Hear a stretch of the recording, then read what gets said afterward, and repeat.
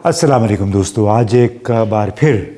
हमारी तवज्जो supreme court पे है। सुप्रीम कोर्ट में वो एक केस चल रहा है जिसका ताल्लुक़ है कि फ़ौजी अदालतों में सिविलियंस पे मुकदमा चलाया जा सकता है या नहीं। यानी बड़ी ज़बरदस्त बहस चल रही है और आज यानी जुमेरात के रोज़ तो कमाल हो गया जब justice Jamal Mandokhail, justice Mohammad Ali Mazhar, justice Musarrat Hilali के बाद इस बेंच के सरबराह नईम अफ़गान और जस्टिस हसन अज़हर रिज़वी ने भी लब कुशाई की, कुछ सवालात पूछे वज़ारत दिफ़ा के वकील ख्वाजा हारिस से। तो ये एक आपको एक सेंस ये मिलता है कि पहले सिर्फ 2 जज बोल रहे थे, फिर 3 जज, अब उनकी तादाद तकरीबन 6 हो गई है, 7 में से जो कि क्रिटिकल तनकीदी सवालात पूछ रहे हैं इस मौजू पे। अब काफ़ी सारे उन्होंने सवालात उठाए। ये एक बड़ा सवाल जस्टिस मुसर्रत हिलाली ने ये उठाया कि ये दायरा इख्तियार कौन तय करता है कि किसका ट्रायल मिलिट्री कोर्ट्स में होगा और किसका नहीं। यानी बड़ा एक बुनियादी सा सवाल है। 9 मई के तमाम मुल्ज़िमान की FIR तो एक जैसी थी। ये सवाल उठाया जस्टिस मोहम्मद अली मज़हर ने। यानी बुनियादी तौर पे वो इंडाइट कर रहे थे कि किस तरह एक ही हुक्म के तहत फिर 15, 20, 50, 100, 200 लोगों के ख़िलाफ़ मुकदमों की जो FIR है वो उसका मतन एक ही होता है। यानी एक ही शख्स ने वो हुक्म दिया, भले वो चीचू की मलिया में हुआ, गुजरांवाला में हुआ, सरगोदा में हुआ या सियालकोट में हुआ।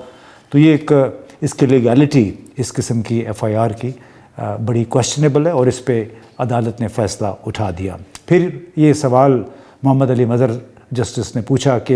ये तफरीक कैसे हुई कि कुछ का ट्रायल मिलिट्री कोर्ट में होगा, कुछ का एंटी टेररिस्ट कोर्ट में। यानी ये किसने फ़ैसला किया? क्या वफाकी हुकूमत का ये फ़ैसला था या किसी और का? और जस्टिस नईम अख्तर अफ़गान ने बराह रास्त सवाल पूछा कि 9 मई के कुल कितने मुल्ज़िमान थे और जिन मुल्ज़िमान को मिलिट्री कोर्ट्स भेजा गया उनसे मुताल्लिक़ कोई एंटी टेररिस्ट कोर्ट का ऑर्डर तो दिखा दें। यानी ये बुनियादी तौर पे उस नुक्ते पे आ गए कि जब मुल्क में कम से कम 50 एंटी टेररिस्ट कोर्ट्स जिसको ATC कहते हैं वो अगर मौजूद हैं तो उसमें फिर फ़ौजी अदालतों की ज़रूरत क्यों महसूस हुई। इस तरह जस्टिस जमाल मंदोखेल ने आज एक बार फिर एक बड़ा बुनियादी सवाल उठाया कि मिलिट्री कस्टडी लेने का प्रोसेस कौन शुरू करता है। यानी जब पुलिस ने किसी को गिरफ़्तार कर लिया तो ये इस अमर का तयन फिर किसने किया कि इसको आप पुलिस की हिरासत में रहने दें और इसको आप फ़ौज की हिरासत में दे दें। और बड़े लेजिटिमेट सवाल थे। और फिर जस्टिस मुसर्रत हिलाली ने एक और ये सवाल पूछा कि कोई मिसाल दें जहाँ पे आइन मुअत्तल किए बग़ैर सिविलियन का मिलिट्री ट्रायल हुआ हो।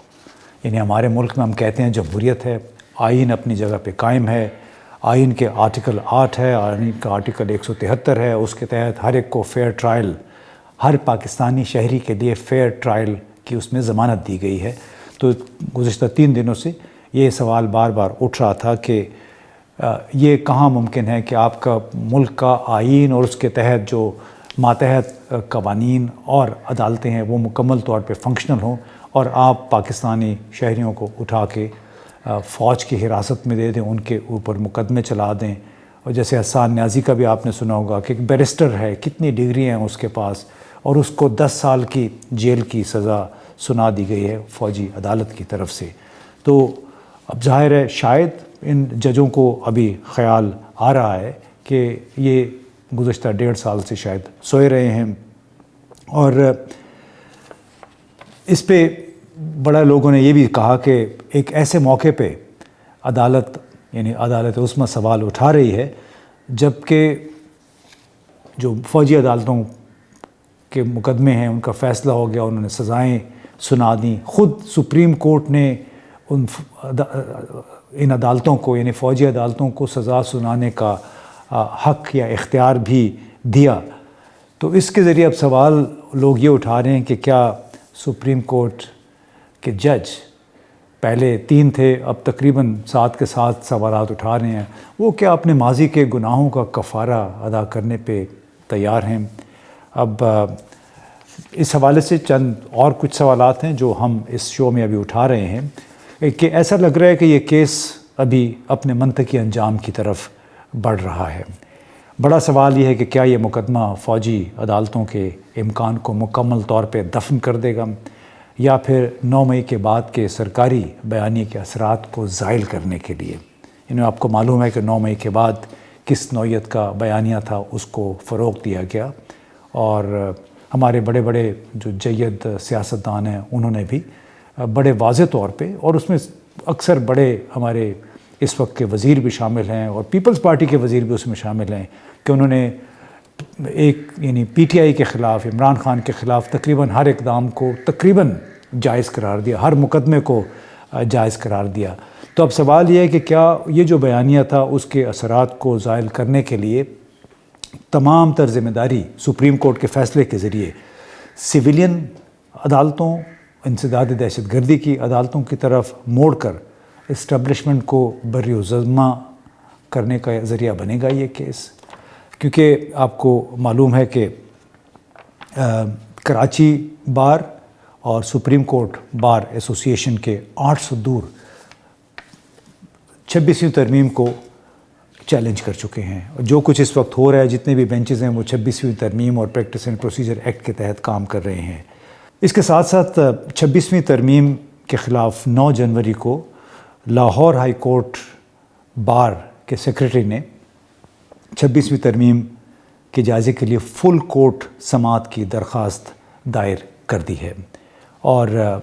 اس سے پہلے کراچی بار ایسوسی ایشن نے ایسے ہی مطالبہ کیا تھا۔ سپریم کورٹ بار ایسوسی ایشن کے 8 سابق صدور بھی اس کے خلاف درخواستیں جمع کرا چکے ہیں، اور جو لاہور ہائی کورٹ بار ایسوسی ایشن کا یہ مطالبہ ہے کہ اس کیس کی سماعت فل کورٹ یعنی تمام جج کریں، کیونکہ یہ معاملہ انتہائی اہم